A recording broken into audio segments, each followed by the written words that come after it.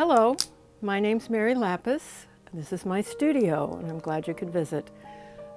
We're going to be talking about a couple really interesting stories tonight, and that's one of them in back of me. These paintings are the result of a lifetime of painting, but they couldn't have happened without my knowing a young person when he was 5 years old, and that was a long time ago. He was one of my students because although I'd like to say that I've been an artist all my life, I've certainly painted, but I had to make a living, so I became a teacher. And I worked in various places, institutions, schools, private, and I met a lot of children who couldn't speak. And my friend Mark, who you're going to see on film in just a couple of minutes, was 5 years old when I met him, and he couldn't speak, which wasn't a big deal at 5. And I had him in and out of classes through his junior high and high school, and he finally graduated from school, still unable to speak. He and many other children that I became involved with who had the label of autism. And Mark has the label of autism. So I started finding out about the work that was being done by a woman in Australia to help people communicate who had autism and cerebral palsy. It made sense to me because we always thought these kids, although they couldn't talk, when you looked in their eyes, they made you feel somebody was home, but we had no way to get at it. So Mark went through school, not learning to speak, not having any way to communicate. I went through my teaching career and finally came to retirement when I could do this, a studio. And after years of thinking about it, about advocacy issues that are the things that determine how people's lives turn out, from people who have labels to people who have situations in life, poverty, gender discrimination, racial discrimination, all of those things. From my travels around the world as a painter, I knew it was time to do something with a series of paintings that covered a lot of issues, and they did. First in India, then in Haiti, and then in the United States. And both these paintings back here represent two of the paintings in a series of paintings about problems in the United States. They aren't resident to the United States, but they show up with great frequency. So I started painting with the children. That was a painting that kind of painted itself because I didn't know what I was doing. And then after that painting was finished, I had lunch with my friend Mark from 5 years old. He was now 25 maybe, or 30, and his mom had asked me to evaluate him again because his family felt somebody else was home, not this boy that couldn't speak, but someone else, just waiting for us. And so I learned how to do that with people. I got trained at Syracuse University, and I started with Mark, and lo and behold, he not only had something to say, he had a lifetime of thoughts that he was waiting for us to ask him the questions that we needed to ask him. And the first question I asked him, a really stupid one, was, what would you like for lunch? And I was thinking he was going to point to the selections I gave him, like you do with kids who don't speak. But he was 25 years old, and he typed back, because there was a board at his disposal with the letters, like a regular alphabet board that you find on a typewriter. And he typed out, "Let's go to McDonald's, I'm starving." And I looked at him and I thought, maybe this is just a fluke. But I've learned since it's not. And one of his favorite sayings is, just because I don't speak doesn't mean I don't have something to say.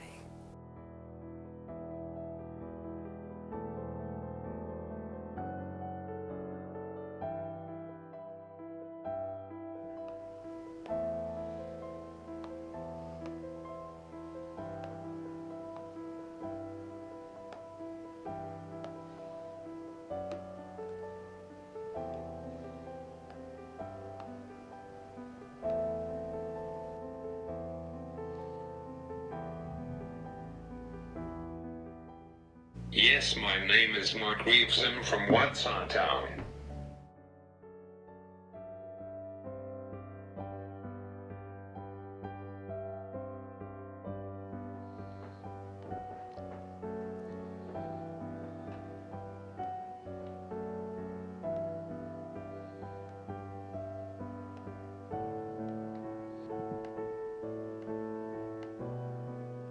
Yes, because people look at me as an invisible person.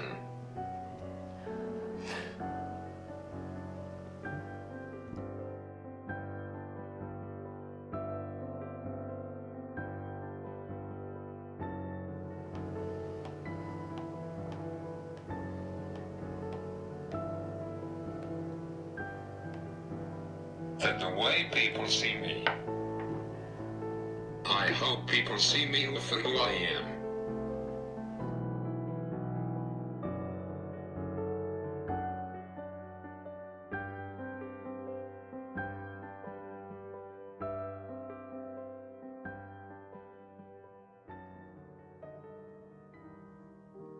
Throughout the time we've spent together, we have been talking about energy and connections for people.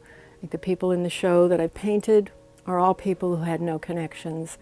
I thought when I was painting them, I was painting the problem and just giving a face to someone who would be otherwise anonymous. But after reflection and living with these paintings for years, and Mark and I touring the state, talking about these paintings and these issues, I've come to the conclusion that it's because people don't have connections. They get marginalized and they kind of slowly disappear and become invisible. I have created a series of paintings that I intended to be purposefully uncomfortable to look at.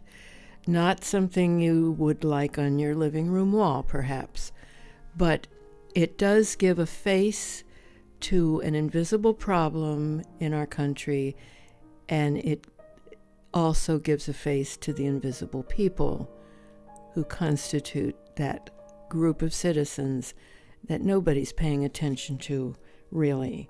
Even though we don't have starvation, we do have an amount of poverty that leads to malnutrition, that leads to a series of diseases that we don't tend to associate with first world countries, leads to massively truncated life expectancy, and all but guarantees that from one generation to the next, poverty is going to be transmitted.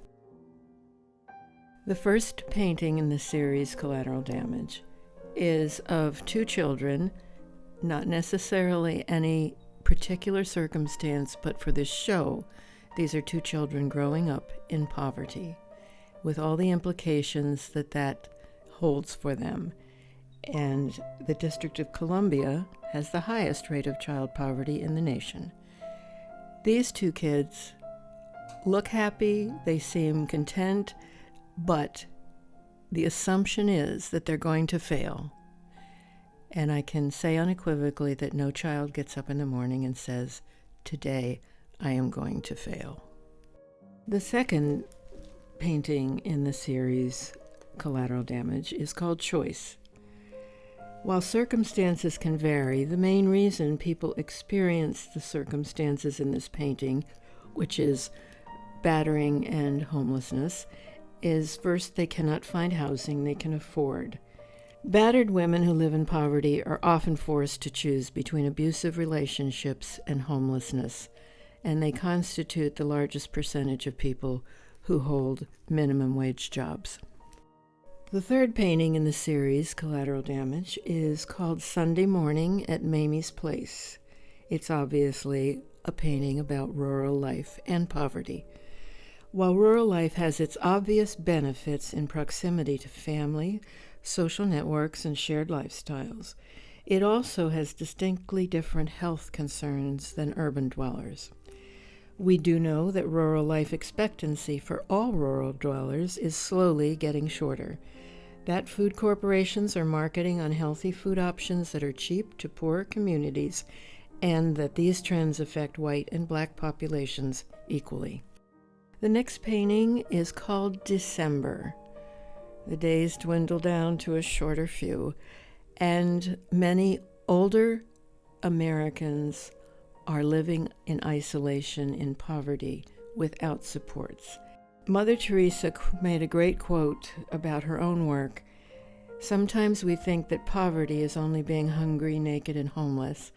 The poverty of being unwanted, unloved, and uncared for is the greatest poverty.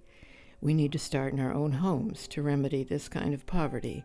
And Ann Landers kind of gave us a helping hand one night in her column by saying, at 20, we worry about what people think about us. At 40, we don't care what people think about us. And at 60, we realize they haven't been thinking about us at all. The next painting in the series is called The Keepers. These two women became a painting after I read about the statistics of their lives. Nowhere in the United States can be found any other group of citizens who have been as consistently subjected to brutality as American Indian women and African American women. Their capacity to move forward, find a way or path, persist, adapt, and rise above the events that have shaped their lives and the lives of their peoples remind us all of the power for peace and solidarity that women hold. These women are my heroes. They are American heroes. This painting, called The Glass Box, represents a form of slavery in the United States. It is practiced in all states and is a multi-billion-dollar industry. Whenever money changes hands at the expense of another human being's safety, health, dignity, or life, that life becomes a commodity and therefore disposable. The person or being of that person becomes hidden, destroyed, altered, or otherwise compromised. We can't see them because they are hiding in plain sight. They can see us, but cannot contact us for fear of reprisal. Reaching through the glass, as this woman is doing in the painting, is risking everything in the hopes of escaping. There are two paintings from Haiti, which was another part of the Invisible People show.